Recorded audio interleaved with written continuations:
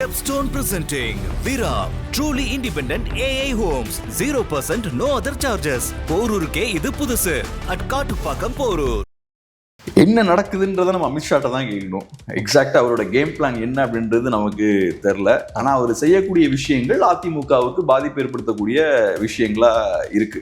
சீக்கிரமாவே ஒரு கூட்டணியை உருவாக்கிட்டோம்னா அதுக்கப்புறம் நம்ம சேர்ந்து நிறைய விஷயங்கள் பண்ணலாம். கூட்டணி ஃபார்ம் பண்ணதுக்கு அப்புறம் நீங்க திமுகவுக்கு டேமேஜ் ஏற்படுத்துறீங்களோ இல்லையோ, அதிமுகவுக்கு நிறைய டேமேஜ் ஏற்படுத்துறீங்க. அதிமுகவுக்கு வழி கொடுக்குற மாதிரியான, பிரச்சனை கொடுக்குற மாதிரியான விஷயங்களை செஞ்சுக்கிட்டே வரீங்க. ஸ்டார்டிங்ல என்ன சொன்னீங்க? சென்னையில கூட்டணி அனௌன்ஸ் பண்ணும் போதே கூட்டணி ஆட்சின்னு தான் சொல்றீங்க. பவன் கல்யாணை வைத்து தமிழ்நாட்டில் பாஜகவை மிகப்பெரிய அளவில் வளர்க்க திட்டமிடுகிறதா பாஜக? எனக்கு என்னன்னா இது ஒரு கரெக்டான ஸ்ட்ராட்டஜியா நான் பார்க்கல. நீங்க லிங்குஸ்டிக் மைனாரிட்டிஸ் ஓட்ஸை நீங்க டார்கெட் பண்ணீங்கன்னா அது ஓகே, அவங்க ஓட்ஸை உள்ள கொண்டு வரும். ஆனா அது ரிவர்ஸ் போலரைசேஷன் ஏற்படுத்தும்ல.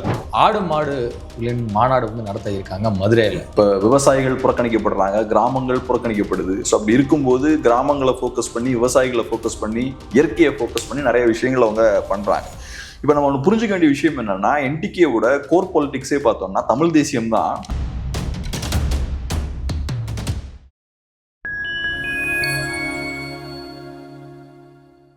நான் உங்கள் செய்துவன். நம்ம சிறப்பு நிகழ்ச்சியில் நம்மோடு இணைந்திருக்கிறார் மதிப்பிற்குரிய ஊடகவியாளர் திரு கேப்ரியல் தேவதாஸ் அவர்கள். வணக்கம் சார். வணக்கம். தமிழ்நாட்டில் அதிமுக தனித்து தான் ஆட்சி அமைக்கும், தனி பெரும்பான்மையுடன் ஆட்சி அமைக்கும் அப்படின்னு சொல்லியிருக்கிறாரு எடப்பாடி பழனிசாமி அவர்கள். ஆனால் பாஜக தரப்பில் வந்து கூட்டணி ஆட்சி அப்படிங்கிற மாதிரிலாம் ஒரு டாக் வந்து போயிட்டே இருக்கு. என்னதான் நடக்குதுன்னு நினைக்கிறீங்க? என்ன நடக்குதுன்றதை நம்ம அமித்ஷாட்ட தான் கேட்கணும். எக்ஸாக்டா அவரோட கேம் பிளான் என்ன அப்படின்றது நமக்கு தெரியல. ஆனா அவர் செய்யக்கூடிய விஷயங்கள் அதிமுகவுக்கு பாதிப்பு ஏற்படுத்தக்கூடிய விஷயங்களா இருக்கு. இப்போ அதிமுக பாஜக கூட்டணியை பொறுத்தளவுல அந்த கூட்டணியை எலெக்ஷனுக்கு ரொம்ப முன்கூட்டியே அவங்க உருவாக்குறாங்க. ஏறக்குறைய ஒரு 1 இயருக்கு முன்னாடி அந்த கூட்டணியை ஃபார்ம் பண்ணி அனௌன்ஸ் பண்றாங்க. அதோட நோக்கம் என்ன? சீக்கிரமாவே ஒரு கூட்டணியை உருவாக்கிட்டோம்னா அதுக்கப்புறம் நம்ம சேர்ந்து நிறைய விஷயங்கள் பண்ணலாம், திமுகவுக்கு எதிரான நிறைய செயல்பாடுகளில் ஈடுபடலாம். அதெல்லாம் செய்யும் போது ஒன்று அதிமுக தொண்டர்களும் பிஜேபி தொண்டர்களும் ஓரளவுக்கு ஒரு அண்டர்ஸ்டாண்டிங்கோட செயல்பட ஆரம்பிப்பாங்க. அந்த அலையன்ஸ் வந்து ஜெல்லாக ஆரம்பிக்கும். மக்கள் மத்தியிலையும் ஒரு பாசிட்டிவான ஒரு தோற்றம் ஏற்படும். இது நல்லா ஒர்க் பண்றாங்க சேர்ந்துன்னு. அதுதான் அண்டர்ஸ்டாண்டிங். ஆனா கூட்டணி ஃபார்ம் பண்ணதுக்கு அப்புறம் நீங்க திமுகவுக்கு டேமேஜ் ஏற்படுத்துறீங்களோ இல்லையோ, அதிமுகவுக்கு நிறைய டேமேஜ் ஏற்படுத்துறீங்க. அதிமுகவுக்கு வழி கொடுக்குற மாதிரியான, பிரச்சனை கொடுக்குற மாதிரியான விஷயங்களை செஞ்சுக்கிட்டே வரீங்க. ஸ்டார்டிங்ல என்ன சொன்னீங்க? சென்னையில கூட்டணி அனௌன்ஸ் பண்ணும் போதே கூட்டணி ஆட்சின்னு தான் சொல்றீங்க. அப்பவே சில பேர் வந்து அதை வேற மாதிரி டீல் பண்றாங்க. இல்ல அமித்ஷா வேற ஒண்ணு சொல்றாரு, நீங்க தப்பா புரிஞ்சுக்கிட்டீங்கன்ற மாதிரிலாம் ஏதோ மேனேஜ் பண்றாங்க. அதுக்கப்புறம் திருப்பி மதுரையிலேயே அதே விஷயத்த சொல்றீங்க. அதுக்கப்புறம் ரொம்ப தெளிவா நீங்க ஒரு நாளிதழுக்கு கொடுத்த ஒரு பேட்டிலையும் அதை ரொம்ப தெளிவா நீங்க பேசுறீங்க. அது போக முருக பக்தர்கள் மாநாட்டுல ஒரு வீடியோவை போட்டு அங்கேயும் சிக்கலை கொடுக்குறீங்க. ஸோ அப்ப தெரியுது உங்களுக்கு இது பேசினா பிரச்சனை வரும்னு தெரியுது. தெரிஞ்சும் நீங்க அதை கண்டினியூஸா பண்ணிக்கிட்டே இருக்கீங்க. ஸோ இப்போ உங்க கேள்வி என்னன்னா, ஏன் அதை பண்றாங்க அப்படின்ற கேள்வி இருக்கு. மேபி சீட் நெகோசியேஷன்ஸ் பேக்ரவுண்ட்ல போயிட்டு இருக்கலாம். சீட்ஸ் எப்படி பகிர்வது, நிறைய சீட்ஸ் கொடுங்க, அது இதுன்னு அவங்க நெகோசியேட் பண்ணலாம். ஸோ நீங்க நிறைய சீட்ஸ், நான் கேட்குற சீட்ஸ் தரலன்னா நாங்கள் உங்க மேல அழுத்தம் போடுவோம், பப்ளிக்கா அழுத்தம் போடுவோம் அப்படின்ற ஒரு விஷயத்த அவங்க பண்ணலாம். அது ஒரு ஆப்ஷன். ரெண்டாவது, அதிமுகன்ற கட்சியை கூட்டணி ஆட்சி அப்படின்ற இடத்துக்கு நீங்க இறக்கி கொண்டு வந்துட்டீங்கன்னா மற்ற கட்சிகளை உள்ள கொண்டு வரது ஈஸி. ஸோ இப்போ நீங்க தேமுதிக கிட்ட, பாமக கிட்ட எல்லாம் போய் நீங்க பேச்சுவார்த்தை நடத்தும் போது உங்களுக்கும் அதிகாரம் கிடைக்கும், பவர் ஷேரிங் இருக்கு. So you'll be part of the government அப்படின்னா அவங்களுக்கு இன்னும் கொஞ்சம் கூட சந்தோஷமா இருக்கும். ரைட், நம்ம வரலாம், 2 அமைச்சர் பதவி கிடைச்சா. ஸோ அப்போ அவங்க உள்ள கொண்டு வருவதற்கும் அது யூஸ்ஃபுல்லா இருக்கும். ஸோ இப்போ பாஜகவை பொறுத்தளவுல ரைட்டு, அதிமுகவுக்கு இழப்பு ஏற்பட்டா ஒன்றும் கவலை இல்லை, நம்ம கூட்டணி ஃபார்ம் பண்றதுக்கு இது யூஸ் ஆகும் அப்படின்ற பாயிண்ட் ஆஃப் வியூ வந்து கூட அவங்க மேபி யூஸ் பண்ணலாம். இன்ஃபேக்ட் திமுக இருக்கக்கூடிய சில கட்சிகளை கூட மேபி கொண்டு வரலாம். ஏன்னா இப்போ எம்டிஎம்கெல்லாம் கொஞ்சம் அதிருப்தியா தான் இருக்காங்க இல்லையா அங்க.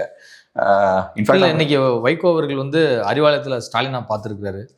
திமுக கூட்டணி எந்த குழப்பமும் இல்லை, நாங்கள் திமுக கூட்டணி தொடர்கிறோம்னு ஒரு அட்டெண்டன்ஸ் போட்டிருக்காரு. தெரியல, நம்ம அரசியல்ல ட்விஸ்ட் அண்ட் டர்ன்ஸுக்கு நம்ம எதிர்ப்பு கடைசி வரைக்கும் அதுக்கு ஸ்கோப் இருக்கு, பார்ப்போம். பட் எனிவே அங்க ஸ்மூத்தா சிச்சுவேஷன் போகல. இங்க இருக்கக்கூடிய கட்சிகளுக்கு பெரிய கொள்கை கோட்பாடெல்லாம் ஒன்றும் கிடையாது. ஸோ ஒரு கட்சி இருக்காங்கன்னா அவங்களுக்கு லாபம் கிடைக்குது அப்படின்னா சந்தோஷமா பல்ட் அடிப்பாங்க. அதனால இப்ப கூட்டணி ஆட்சி அப்படின்ற ஒரு விஷயம் வரும்போது நீங்க மற்ற கட்சிகளை உள்ள கொண்டு வரதுக்கு உங்களுக்கு அது வசதியா இருக்கும். ஸோ அந்த பாயிண்ட் ஆஃப் வியூ வந்து கூட மேபி அமித்ஷா அவர்கள் பார்க்கலாம். ஆனா நான் எப்படி பாக்குறேன்னா, இதெல்லாம் பண்ணும்போது கூட்டணிக்கு இது டேமேஜ் தான் ஏற்படுத்தும், அதிமுக பாஜக கூட்டணிக்கு. ஏன்னா இப்ப அதிமுக பாஜக கூட்டணியில பிகெஸ்ட் பார்ட்டினா யாரு? பாஜக தான், சாரி அதிமுக தான். அவங்க கிட்ட தான் அதிகப்படியான ஓட் ஷேர் தமிழ்நாட்டில் இருக்கு.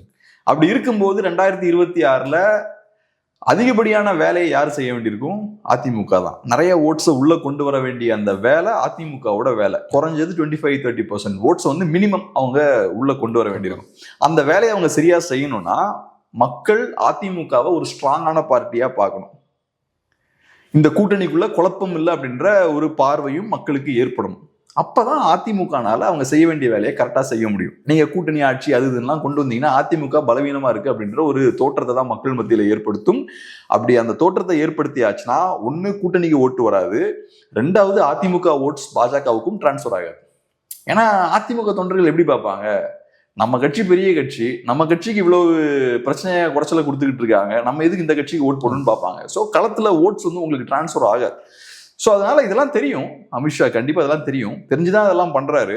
ஸோ நான் சில காரணங்கள் சொன்னேன், இந்த காரணங்களுக்காக மேபி அமித்ஷா அதை பண்ணலாம் அப்படின்ற மாதிரி சொல்றேன். பட் அதை தாண்டி வேற ரீசன்ஸ் அவங்களுக்கு இருக்கலாம், அது நமக்கு தெரியல. நிறைய கேம்ஸ் பிளான்ஸ்லாம் வச்சிருக்கலாம், ஏன்னா அவங்களுக்கு பெரிய எக்ஸ்பீரியன்ஸ் இருக்கு, நிறைய ஸ்டேட்ஸ்ல நிறைய கட்சியை விழுந்தவங்க, அவங்க என்ன பிளான்ல இருக்காங்கன்னு நமக்கு தெரியல. நாம் தமிழர் கட்சியின் தலைமை ஒருங்கிணைப்பாளர் சீமான் அவர்கள் தொடர்ந்த வழக்கில் வந்து திருச்சி சரக டிஐஜியான வருண்குமார் அவர்கள் நேரில் ஆஜராகணும் அப்படிங்கிற ரீதியில் வந்து உத்தரவிட்டிருக்காங்க. பதிலளிக்கணும் அப்படின்னு சொல்லிட்டு மதுரை உயர்நீதிமன்ற கிளை வந்து உத்தரவிட்டிருக்கிறது. ஸோ இது வந்து டிஐஜி வருண்குமாருக்கு நெருக்கடியா இல்லை இந்த வழக்கு விசாரணை முடிவில் தான் எதுவும் தெரிய வரும்னு நினைக்கிறேன்? அதான் டெஃபினட்டாக வெயிட் பண்ணி பார்ப்போம், முடிவில் என்ன ஆகுதுன்னு நம்ம பார்ப்போம். இப்போதைக்கு இது ஒரு வெற்றி தான் என்டிகேவுக்கு. ஒரு பெரிய ஒரு பப்ளிக் மோதல், ரொம்ப அன்யூஷுவலான ஒரு மோதல் போச்சு. ஸோ இப்போ இது வந்து இந்த டெவலப்மெண்ட் இப்போ நடந்திருக்கு, பார்ப்போம், வெயிட் பண்ணி பார்ப்போம் என்ன நடக்குதுன்னு. ஒரு அரசியல் கட்சி தலைவரும் ஒரு காவல்துறையில் பணியாற்றக்கூடிய ஒரு உயர் அதிகாரியும் இது மாதிரியான ஒரு பொதுவெளியில் மோதிக்கொள்வது என்பதை பொதுமக்கள் எப்படி பார்ப்பாங்க, அணுகுவாங்கன்னு நினைக்கிறீங்க? கண்டிப்பாக அது நடந்திருக்க கூடாது. ஒரு அரசியல் கட்சி தலைவர் இன்னொரு அரசியல் கட்சியோட மோதலாம், ஒரு காவல்துறை அதிகாரியோட மோதுறதுன்றது ரொம்ப அன்பார்ச்சுனேட்டான ஒரு விஷயம். அதை தாண்டி ரெண்டு சைட்லையுமே ரொம்ப காரசாரமான வார்த்தைகளையும் அவங்க யூஸ் பண்ணி ஒரு ஹீட்டட் எக்ஸ்சேஞ்சுமாங்க இல்லையா, அதுவும் நடந்தது. ஸோ அது நடக்காம இருந்திருக்கலாம். பட் எனிவே இப்போ வெயிட் பண்ணி பார்ப்போம் அடுத்து என்ன நடக்குது அப்படின்ற விஷயத்த பார்ப்போம். இது நடந்துடக்கூடாதான், ரொம்ப அன்பார்ச்சுனேட்டான ஒரு விஷயம் தான் அது. பவன் கல்யாணை வைத்து தமிழ்நாட்டில் பாஜகவை மிகப்பெரிய அளவில் வளர்க்க திட்டமிடுகிறதா பாஜக. அதே சமயம் இங்க இருக்கக்கூடிய மொழி சிறுபான்மையினுடைய வாக்குகளை வந்து அறுவடை செய்யத்தான் பவன் கல்யாண் அடிக்கடி இப்ப தமிழ்நாட்டுக்கு வர்றாரு அப்படிங்கிற ஒரு விமர்சனமும் பார்வையும் வந்து வைக்கப்படுது அரசியல் விமர்சகர்களால். உங்கள் பார்வையில இதை எப்படி அணுகுறீங்க? எனக்கு என்னன்னா, இது ஒரு கரெக்டான ஸ்ட்ராட்டஜியா நான் பார்க்கல. நீங்க லிங்குஸ்டிக் மைனாரிட்டிஸ் ஓட்ஸை நீங்க டார்கெட் பண்ணீங்கன்னா அது ஓகே, அவங்க ஓட்ஸை உள்ள கொண்டு வரும். ஆனா அது ரிவர்ஸ் போலரைசேஷன் ஏற்படுத்தும்ல இல்லையா? அப்ப மெஜாரிட்டி தமிழ்ஸ் உங்களை எப்படி பார்ப்பாங்க? நீங்க வந்து ஒரு குறிப்பிட்ட மொழி சிறுபான்மையினர்களை ஃபோக்கஸ் பண்றீங்கன்னா அப்ப இங்க இருக்கக்கூடிய தமிழ்ஸ் இருப்பாங்களா, அவங்க தானே மெஜாரிட்டி, தமிழர்கள் இருக்காங்கல்ல, அவங்க எப்படி உங்களை பார்ப்பாங்க? எனக்கு என்னமோ அது பெரிய கரெக்டான ஒரு ஸ்ட்ராட்டஜியா தெரியல. இன்ஃபேக்ட் அது ஒர்க்கும் ஆகாது. பவன் கல்யாணுக்கு ஒன்றும் பெரிய மாஸ்லாம் இருக்காது.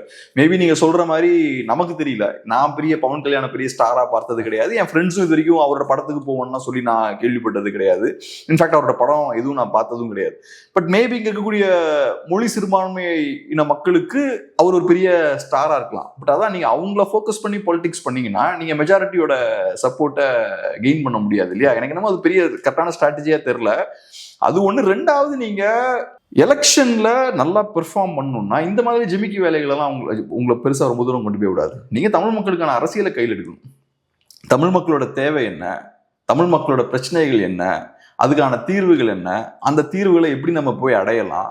அது முருகன் மாநாட்டால் இந்துக்களிடம் ஒற்றுமை மேலோங்கி இருக்கிறது அப்படின்லாம் பேசி வராங்க பாஜக தலைவர்கள். இப்ப ஒரு அரசியல் நீங்க கையில் எடுக்கிறீங்கன்னா அந்த அரசியல் ஏதோ ஒரு வகையில மக்களோட கனெக்ட் ஆகிருக்கணும்.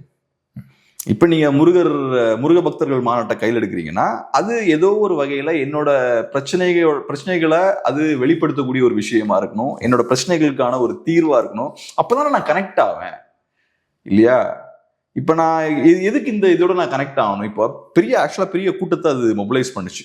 அந்த மாநாடு நிறைய கூட்டத்தை மொபிலைஸ் பண்ண முடிஞ்சது. ஆனால் பெரிய இம்பாக்ட் அந்த மாநாட்டால் ஏற்படுத்த முடியல. பெரிய ஒரு பொலிட்டிக்கல் இம்பாக்ட் அந்த மாநாடு ஏற்படுத்துச்சானா இல்லை. ஏன்னா அந்த மாநாட்டுக்கு பொலிட்டிக்கல் ஆங்கிள் இல்லை. நீங்கள் பொலிட்டிக்கல் இஷ்யூஸை கையில் எடுக்கும்போது தான் அது ஒரு பொலிட்டிக்கல் இம்பாக்டையோ ஒரு தாக்கத்தையோ அது ஏற்படுத்தும். அதான் நான் சொன்ன மாதிரி நீங்க ஒரு அரசியலை கையில் எடுக்கிறீங்கன்னா அது ஏதோ ஒரு வகையில கிரவுண்டோட கனெக்டா இருக்கணும். இப்ப நார்த் எடுத்துக்கிட்டீங்கன்னா நார்த்துக்கு பிரத்யேக வரலாற்று பாதையில டிராவல் பண்ணி வந்த பயணித்த ஒரு பகுதி அது. அங்க முகலாயர்களோட ஆட்சியெல்லாம் நடந்திருக்கு. ஸோ அங்க இருக்கக்கூடிய முஸ்லீம் கம்யூனிட்டி ஒரு டாமினண்டான பொசிஷன்ல இருந்தவங்க. அதுக்கப்புறம் இன்னைக்கும் அவங்க டாமினண்டா அங்க இருக்காங்க. ஸோ அப்ப என்ன ஆகுதுன்னா ஒரு ஹிந்து கன்சால்டேஷனுக்கான ஸ்பேஸ் அங்க இருக்கு. அதுக்கு அங்க தனியான ஒரு எக்ஸ்க்ளூசிவ் ஹிஸ்டரி இருக்கு. அவங்களுக்கு வித்தியாசமான ஒரு ஹிஸ்டரி இருக்கு. அந்த வரலாற்று பாதையில அந்த பகுதி வந்தனால அங்க பாஜக மாதிரியான ஒரு கட்சி அந்த பொருளாதார சூழல், வரலாற்று பின்புலம் எல்லாத்தையும் பயன்படுத்தி அங்க வளரக்கூடிய ஒரு சூழல் இருக்கு. தமிழ்நாடு டிஃப்ரெண்ட்ங்க. தமிழ்நாட்டில் அந்த மாதிரியான ஹிஸ்டாரிக்கல் பேக்ரவுண்ட்லாம் கிடையாது. ஸோ அங்க நீங்க ஹிந்துத்துவாவை கையில் எடுக்கிறீங்கன்னா மக்கள் பிரச்சனையோட ஹிந்துத்துவா ஓரளவு கனெக்ட் ஆயிருக்கு. ஆனா இங்க நீங்க வெறுமனே கண்மூடித்தனமா வெறும் ரிலிஜன் மட்டும் நீங்க கையில் எடுக்கிறீங்கன்னா மக்கள் பிரச்சனையோட அந்த விஷயம் வந்து கனெக்ட் ஆகல. ஸோ அந்த வகையில் ஆக்சுவலா அண்ணாமலை கரெக்டான ஸ்ட்ராட்டஜி எடுத்தார். அண்ணாமலை அவர்களை பொறுத்தளவுல அவரு தேவையில்லாத விஷயங்கள்லாம் டச் பண்ண வேண்டாம். ட்ரெடிஷ்னலா பிஜேபிக்காரங்க சில விஷயங்களை அட்டாக் பண்ணுவாங்க இல்லையா, பெரியார் அட்டாக் பண்றது, இந்த மாதிரி விஷயங்கள்லாம் பெருசா அட்டாக் பண்ணாம அவரோட ஃபோக்கஸ் ஃபுல்லா ஆன்டி டிஎம்கேல வச்சார். ஸோ ஆன்டி டிஎம்கே பொலிட்டிக்ஸ் அவர் ஸ்ட்ராங்கா எடுக்கும்போது அது எலக்டோரல் கெயின்ஸ் வந்து அந்த கட்சிக்கு கொடுத்தது. அந்த கட்சியோட வாக்குகள் வந்து அந்த டைம்ல இன்க்ரீஸ் ஆச்சு. திமுக எதிர்ப்பு வாக்குகள் கொஞ்சம் அறுவடை செய்யுது. ஆமா. ஸோ திமுக எதிர்ப்பு வாக்கு வங்கி இருக்கு, அதை நம்ம பிடிப்போம், முடிஞ்ச அளவு உள்ள கொண்டு வருவோம் அப்படின்றது தான் அவரோட ஸ்ட்ராட்டஜி. ஆனா நீங்க இப்ப ரிலிஜன் அப்படின்ற விஷயத்த கையில் எடுக்கிறீங்கன்னா நீங்க புது ஓட் பேஸை உருவாக்கணும். அப்படி ஒரு பெரிய வாக்கு வங்கி இல்லை இங்க களத்துல. ஸோ ஒரு புது ஓட் பேஸை நீங்க உருவாக்கணும். அது ரொம்ப கஷ்டமான ஒரு விஷயம். பிளஸ் அப்படி ஒரு புது வாக்கு வங்கி நீங்க உருவாக்கணும்னா சீமான் மாதிரி நீங்க உருவாக்கலாம். ஆனா அதுக்கு நீங்க அவர் மாதிரி அரசியல் கையில் எடுக்கணும். மக்களோட கனெக்டா இருக்கக்கூடிய அரசியல் கையில் எடுக்கணும். இப்ப அவர் வந்து பனைமரம் ஏறினாரு, கல்ல இறக்குனாரு. அது பார்க்கும்போது மேம்போக்கா பார்க்கும்போது அது மக்களோட கனெக்ஷன் இல்லாத ஒரு இஷ்யூ மாதிரி இருக்கும். ஏதோ கொஞ்சம் பனைமரம் ஏறுறவங்களுக்கு சம்பந்தப்பட்ட இஷ்யூ மாதிரி இருக்கும். ஆனா அது ஆக்சுவலா பார்த்தோம்னா டீப்பான பொலிட்டிக்கல் கனெக்ஷன் அதுக்கு இருக்கு. டாஸ்மார்க் டைரக்டா சேலஞ்ச் பண்றாரு. ஸோ இங்க டாஸ்மார்க்கை பொறுத்தளவுல கம்ப்ளீட் மொனோபோலி. அவங்களுக்கு டாஸ்மாகே தகர்த்தெறிவதற்கான ஒரு மாற்று வழிதான் வந்து கல் இறக்கும். கவர்மெண்ட் வந்து ஒரு 20 ரூபா பொருள் 150 ரூபாய்க்கு வித்துட்டு இருக்காங்க. அதுக்கான காரணம் என்ன? ஏன்னா மக்கள் வேற எங்கேயும் போக முடியாது, கவர்மெண்ட் கிட்ட தான் போய் ஆகணும் மதுபானம் வாங்கணும்னா. ஸோ அதனால கவர்மெண்ட் மொனோபோலியா இருக்காங்க. அந்த மொனோபோலி பவரை யூஸ் பண்ணி சகட்டு மேனிக்கு அதிகமான பணத்துக்கு அந்த பொருளை விற்கிறாங்க. இப்ப டாஸ்மார்க் சரக்குக்கு ஆல்டர்னேட்டா இன்னொரு சரக்கு இருக்குன்னு வச்சுப்போம், கல்லுன்னு வச்சுப்போம், ஏதோ ஒன்று இருக்கட்டும், கல்லுன்னு வச்சுப்போம். கல்ல இறக்குறாங்க, அப்ப மக்கள் இந்த பக்கம் போயிடுவாங்கல்ல. ஸோ அப்ப நீங்க வந்து மதுபானங்களை பிரைவேடைஸ் பண்ணுங்கன்னு சொன்னா தப்பா போயிடும். ஆனா இப்ப நீங்க கல்ல இருக்கீங்கன்னா சேலஞ்ச் பண்ண முடியாதுல்ல. ஸோ அதனால மக்களோட கனெக்ட் ஆகிருக்கு பாருங்க அந்த இஷ்யூ. ஸோ இப்போ நாம் தமிழர் கட்சி க்ரோ ஆகுதுன்னா அவங்க மக்களோட தொடர்பு இருக்கக்கூடிய இஷ்யூஸை கையில் எடுக்கிறாங்க, அதனால க்ரோ ஆகுது. நீங்களும் அதே மாதிரி இங்கே க்ரோ ஆகணும்னா பவன் கல்யாணம்லாம் கொண்டு வரதுனாலாம் கட்சி க்ரோ ஆக முடியாது. நீங்களும் இஷ்யூ பேஸ்டா எடுக்கணும். ஜூலை 10 நாம் தமிழர் கட்சியின் சார்பில் வந்து ஆடு மாடுகளின் மாநாடு வந்து நடத்த இருக்காங்க மதுரையில். இதை நம்ம பார்க்கும்போது எந்த ஒரு கட்சியுமே இது மாதிரியான ஒரு மாநாட்டை வந்து நடத்தினது இல்லை. ஸோ இப்படி ஒரு மாநாட்டை வந்து என்டிகே முன்னெடுக்க என்ன காரணம்? இதன் மூலம் வந்து உண்மையாலுமே கிராமப்புறத்தில் ஒரு ஓட்டு வந்து நாம் தமிழருக்கு கிடைக்கும். இப்போ நாம் தமிழர் கட்சியை பொறுத்தளவு அவங்களோட இந்த ஆடு மாடுகளுக்கான மாநாடை பற்றி எனக்கு பெருசாக தெரில, எக்ஸாக்டா என்னன்றது நமக்கு தெரில. பட் அதோட பேசிக்கான அண்டர்ஸ்டாண்டிங் எனக்கு தெரியும். இப்போ மேய்ச்சல் நிலம் அதெல்லாம் ரொம்ப கம்மியாக இருக்குது. ஸோ அதனால அதெல்லாம் மீட்கணும் அப்படின்றது அவங்களோட ஐடியாவாக இருக்குது. இல்லை, இது வந்து தற்சார்பு பொருளாதாரத்தை ஊக்குவிக்கும் அப்படின்னு சொல்லிட்டு அக்கட்சியை சார்ந்த முக்கிய நிர்வாகிகள் வந்து பேசுகிறாங்க. இது ஆடு மாடு தொழில் மேய்க்குவது என்பது எப்படி தற்சார்பு பொருளாதாரமாக உள்ள? இப்போ எனக்கு என்னன்னா தற்சார்பு பொருளாதாரம்ன்ற ஒன்று என்ன பொறுத்தளவில் பர்சனலாக சாத்தியமா அப்படின்ற கேள்வி இருக்கு. எனக்கு அதில் பெரிய நம்பிக்கை இல்லை. இன்றைய சூழல்ல அதுக்கான வாய்ப்புகள் ரொம்ப குறைவு அப்படின்ற மாதிரி தான் பார்க்குறேன். ஆனால் அவங்களோட இன்டென்ஷன் கரெக்ட் தான். அவங்களோட நோக்கம்ன்றது நல்ல ஒரு நோக்கம் தான். இப்போ விவசாயிகள் புறக்கணிக்கப்படுறாங்க, கிராமங்கள் புறக்கணிக்கப்படுது. ஸோ அப்படி இருக்கும்போது கிராமங்களை ஃபோக்கஸ் பண்ணி, விவசாயிகளை ஃபோக்கஸ் பண்ணி, இயற்கையை ஃபோக்கஸ் பண்ணி நிறைய விஷயங்கள் அவங்க பண்றாங்க. இப்போ நம்ம ஒன்று புரிஞ்சுக்க வேண்டிய விஷயம் என்னன்னா, என்டிகேவோட கோர் பாலிடிக்ஸே பார்த்தோம்னா தமிழ் தேசியம் தான். தமிழ் தேசியத்திலையும் அது வந்து கிராமங்களை ஃபோக்கஸ் பண்ண தமிழ் தேசியம். அவங்களோட சின்னம் எடுத்துக்கோங்க, விவசாயி. அவங்க பேசக்கூடிய விஷயங்கள் இப்போ சீமான் அவர்களே பேசுறதெல்லாம் எடுத்தீங்கன்னா அவர் நிறைய முக்கியத்துவம் விவசாயிகளுக்கு தான் கொடுப்பாரு. சுற்றுச்சூழல் வேளாண்மை இதுதான். இப்ப திமுக காரங்க பேசும்போது நாங்க இண்டஸ்ட்ரீஸ் கொண்டு வருவோம், பெரிய பெரிய டெவலப்மெண்ட் டெக்னாலஜி கொண்டு வருவோம், மேம்பாலம் கட்டுவோம், பாலங்கள் கட்டுவோம், மெட்ரோ கொண்டு வருவோம்லாம் பேசுவாங்க. சீமான் அப்படிலாம் பேச மாட்டார். சீமான் அவர்களை பொறுத்தளவுல விவசாயத்தை, விவசாயிகளை, இயற்கையோட முக்கியத்துவம் இதெல்லாம் ஃபோக்கஸ் பண்ணி பேசுவார். அப்ப இது ஒர்க் ஆயிருக்கா இல்லையா? எவ்வளவு நாள் ஒர்க் ஆயிருக்கு. ஸோ கிராமப்புறங்கள்ல இருக்கக்கூடிய மக்கள், விவசாயத்தை சார்ந்த மக்கள் வந்து பெரிய லெவலில் சப்போர்ட் பண்ணியிருக்காங்க. அஃப்கோர்ஸ் இங்க இருக்கக்கூடிய நகரங்கள்லயும் படித்தவங்க கொஞ்சம் பேர் சப்போர்ட் பண்றாங்க. ஆனா ஒரு ஓட் பேஸா எங்கிருந்து அதிகமா வந்திருக்குன்னு பார்த்தோம்னா பெருந்திரளா வருவாங்க. 8% சும்மா கிடையாது. சில இடங்கள்ல அதிகமா கன்வெர்ட் ஆயிருக்கும் இல்லையா? அது எங்கன்னு பார்த்தோம்னா கிராமப்புறங்கள்ல ஓட்ஸ் வந்து பார்த்தோம்னா நல்லா அழகா கன்வெர்ட் ஆயிருக்கு. ஏன்னா அவங்க கிராமங்களை ஃபோக்கஸ் பண்ணி பாலிடிக்ஸ் பண்ணிட்டு இருக்காங்க. அதோட ஒரு தொடர்ச்சியா தான் இதுவும் பண்றாங்க. இப்போ அவங்க ரீசெண்டா கல்லறுக்கும் போராட்டம் நடத்துனதும் பார்த்தீங்கன்னா விவசாயிகள் மத்தியில் அது பெரிய சப்போர்ட்டை கொடுக்கும். ஏன்னா விவசாயிகள் அதை பாசிட்டிவான விஷயமா பார்ப்பாங்க. அவங்களுக்கு வர வேண்டிய ரெவன்யூ தான் டாஸ்மார்க் எடுக்குது. இன்னைக்கு டாஸ்மார்க் நீங்க கவர்மெண்ட் வந்து 46,000 கோடி ரூபாய் ரெவன்யூ, நீங்க கல்லறுக்கிறத ஸ்டாப் பண்ணாம இருந்தீங்கன்னா இன்னைக்கு விவசாயிகளுக்கு கல் வழியா எவ்வளவு ப்ராஃபிட் வந்திருக்கும். இன்னைக்கு டாஸ்மார்க்கு தான் அந்த ரெவன்யூ எல்லாம் போய்கிட்டு இருக்கு. இன்னைக்கு மக்களுக்கு வந்திருக்கும். ஸோ அந்த வேதனை எல்லாம் மக்களுக்கு இருக்கும், அந்த தொழில ஈடுபடுறவங்களுக்கு.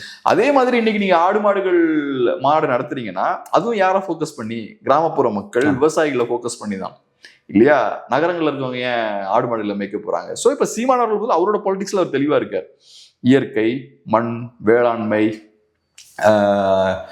விவசாயிகள், விவசாயம் இதை ஃபோக்கஸ் பண்ணி நம்ம பொலிட்டிக்ஸ் பண்ணோம் அப்படின்லாம் தெளிவாக இருக்காரு. ஸ்டார்டிங்லேருந்து அந்த மாதிரி தான் பண்ணுறாங்க. இயற்கையோட சேர்ந்து போகக்கூடிய ஒரு பொருளாதாரத்தை நம்ம உருவாக்கணும். நீங்கள் சொன்ன அந்த தற்சார்பு இதெல்லாம் அங்கேருந்து தான் வருது. இப்போதைக்கு நல்ல ரிசல்ட்டை ப்ரொடியூஸ் பண்ணியிருக்கு கிராமங்கள் மத்தியில். இன்னொன்று என்னன்னா, திராவிட கட்சிகளால புறக்கணிக்கப்பட்டதாகவும் அவங்க யோசிக்கிறாங்க. கிராமப்புறங்களில் வாழக்கூடிய நிறைய மக்கள் என்னன்னா, நம்ம நகரங்கள் தான் எல்லா ஃபோக்கஸும் நகருக்கு தான் கிடைக்குது, நம்ம ஏதோ ஒரு வகையில் புறக்கணிக்கப்பட்டிருக்கோம் அப்படின்ற ஒரு கோபம் அவங்களுக்கு இருக்கு. ஸோ அந்த ஒரு அதிருப்தியையும் நாம் தமிழர் கட்சி அறுவடை பண்ணலாம். ஸோ இதெல்லாம் பேஸ் பண்ணி தான் சீமான் அவர்கள் ஃபோக்கஸ்டா கிராமங்களை ஃபோக்கஸ் பண்ணி, டவுன்ஸ்ல வாழக்கூடிய மக்களை ஃபோக்கஸ் பண்ணி, விவசாய பேக்ரவுண்ட்லேருந்து வரக்கூடிய மக்களை ஃபோக்கஸ் பண்ணி நிறைய விஷயங்கள் பண்ணிட்டு இருக்காரு.